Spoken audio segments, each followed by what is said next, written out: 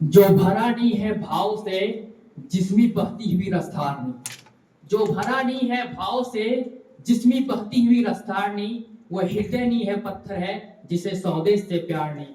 मैं जाहिर अंसारी संथाल परगना महाविद्यालय के हिंदी विभाग के छात्र, मैं मयूराक्षी नदी के तट पर स्थित इस दुमका की इस पावन धरती को मैं सत सत नमन करता हूं।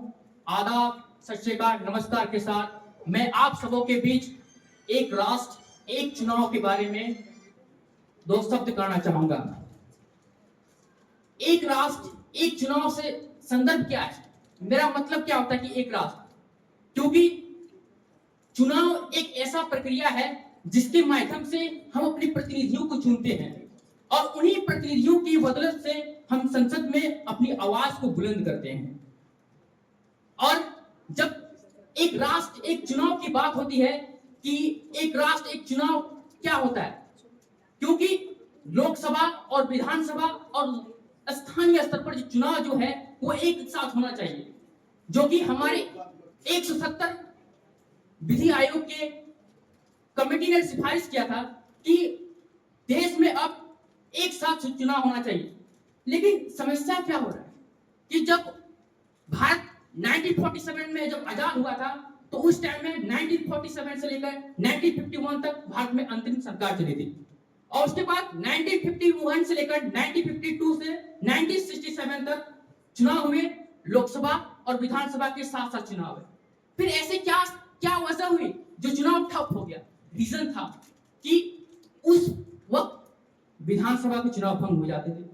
अगर केंद्र में सत्ता मजबूत होते थे तो राज्यों में राष्ट्रपति शासन लागू हो जाता था, जिस वजह से चुनाव का जिस सीक्वेंस है कहीं ना कहीं बदल जाता था। अब उस आ गया है समय कि हमें एक साथ चुनाव कराना चाहिए। इसके पीछे संदर्भ क्या है कि हम एक राष्ट्र के निर्माण में, राष्ट्र की उन्नति के बारे में, और जो इतना बड़ा खर्चा जो हम मिलिटराइज करते हैं अभिशासन के संदर्भ में, चाहे व्यक्ति विनिमय के संदर्भ में, तो उसको एक सिंक्रोनाइज वे में हमें सोचना चाहिए। और चुनाव जो है 3 स्तर पर है, एक नेशनल डे हो, और मेरा व्यक्तिगत मानना है कि विधानसभा लोकसभा एक साथ हो सकता है, या फिर विधानसभा या फिर लोकसभा और विधानसभा एक साथ, और विधानसभा और लोकसभा तो 2 साल के अंदर एक साथ हो सकता है, क्योंकि इसको एक वे में कर सकते हैं, इसीलिए साथ साथ होना चाहिए। इसलिए कबीरदास की पंक्ति है कि धीरे धीरे रमाना धीरे सब कुछ होए, माली सिंचे 100 घड़ा ऋतु आए फल होए। हमें एक साथ मिलकर धीरे धीरे से चुनाव करना चाहिए। धन्यवाद।